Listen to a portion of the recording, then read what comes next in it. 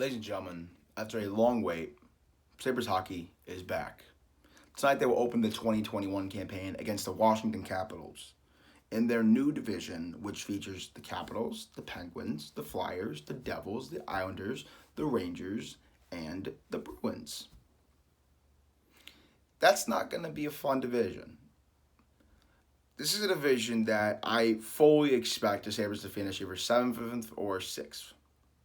I don't expect this to be the year the Sabres break the playoff drought, and I really want to be optimistic and say that they will, but realistically, when you look at that division, then you look what the Sabres have, and then you look what the Sabres did to improve, it's pretty obvious this team's not going to make the playoffs. The Sabres' improvements this year were Marcus Johansson trade for Eric Stahl, which I really like that move, and bringing in Taylor Hall, which is another move I really like, and that's it. I'm not going to get into the depth signings at D and forward because I hated all of it. It wasn't even an improvement at depth, especially at defense. If those guys are going to get minutes, it's not good at defense because Matt Irwin and Brandon Davidson are not good defensemen. They're not. And it kind of shows that Davidson didn't even make the roster. He's on the taxi squad. And at forwards, it's Tobias Reeder, Riley Sheahan, and Cody Eakin. And I almost chucked my phone across the room when I saw that we signed Cody Eakin because I was dumbfounded. Like, he's not a good hockey player. That's not how you really improve your depth. That just adds more depth. More depth doesn't fix depth issues. You fix depth issues by getting better players. Letting Johan Larsson walk was a mistake. The contract they gave the Gergensons, they easily could have given it to Larsson and probably done something to keep Gergensons too, so they could keep both of them. I don't think they should have let Larsson walk when he's your best bottom six forward. And it's, to me, in my opinion, it's not even close. This does mean we'll probably get to see Curtis Lazar get more minutes, and I'm really happy about that because he showed in every single game he played last year, he showed heart. And for a guy that you signed at veteran minimum, he played better than many of the guys on the ice. He might not produce the points, but he showed more heart and he gave more of an effort than anyone else. Now there's Taylor Hall. This is going to be a win-win signing for me for the Sabres. Either he does really good and you decide to keep him and you give him an extension and then he can grow with, then he and Eichel can, produce in the future more. Or let's say it's not going too well. The Sabres can trade him at the deadline and get a nice package, Trade him to a team that really is looking for that help to get a better playoff spot or get into a playoff spot. And then, you get a first-round pick, a prospect, and maybe something else. Who knows? That's my hope, at least.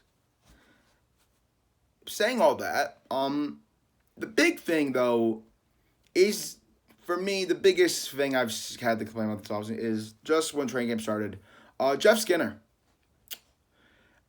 You don't trade for a guy, see him score about 40 goals when it was his first year, give him a massive extension, and then give him second and third line minutes.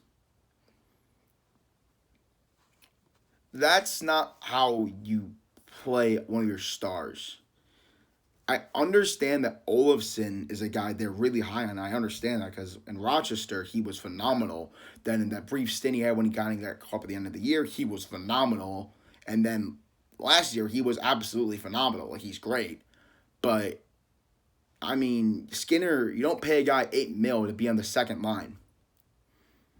So, maybe we'll see them switch lines up. Maybe we'll see Olofsson get some games on second line, Skinner get some games first line. Because, honestly, I agree with a lot of fans saying that what Rouse is doing with Skinner is stupid, because it is. You gotta have a Skinner be on the first line. You can't just have him be second line, third line. Hell, if he even plays in the fourth line this year, this contract's already freaking terrible. It already isn't a good contract, if we're gonna be honest with ourselves. It's not. And then we get to the goalie situation. The goalie situation it doesn't appeal to me at all. Carter Hutton's not good. He had some moments, but overall, he's not good. It showed when Omar went down with an injury last year, when you were getting outplayed by Jonas Johansson, who was an AHL starter, at best I thought that's what his career was going to be. When you get outplayed by him, there's a problem. Carter Hutton is cooked. He's done. Linus Olmark should be the primary starter this year, and it's being reported that Hutton's going to be the starter for your opening night. I don't really like that. I really think it should go to Olmark. He's better than Hutton. Thankfully, in the pipeline for Sabres when it comes to goalie, they have two very good prospects coming up soon. They have Ukko-Pekka Luukkonen, who is the best name in hockey. I will fight you on that. And then you have Eric Portillo, who tore up the USHL or whatever how league it is, USHL, NHL, whatever, NAHL, whatever. He tore it up, and UPL looked absolutely insane when I saw him playing in the ECHL. And then in the AHL, he didn't win, but his first game in the AHL, he played phenomenally. I loved it. It wasn't his fault that they lost, and we're gonna have to wait a couple years for them. Probably gonna have to wait 2 more years for UPL. Probably have to wait maybe 3-4 years for Portillo, and I'm okay with that. Maybe in the meantime, we'll see Olmark really take a next step in his development, or we're gonna go on and get a nice goalie in free agency. I really think they should have done that this year, but what do I know? I'm just a dumbass who's a fan on Twitter who just complains a lot and makes videos that nobody watches. So what do I know? I'm not a GM. Anyways, that's really going to be it for this. I'm really expecting the Sabres to finish 6th. I think the lowest they'll finish in the division is 8th. The highest they'll finish is 6th. Maybe 5th, depending how Pittsburgh is. I watched the game yesterday. Pittsburgh really doesn't look good. So, yeah, that's all I got to say. So, thank you for watching, and go Sabres.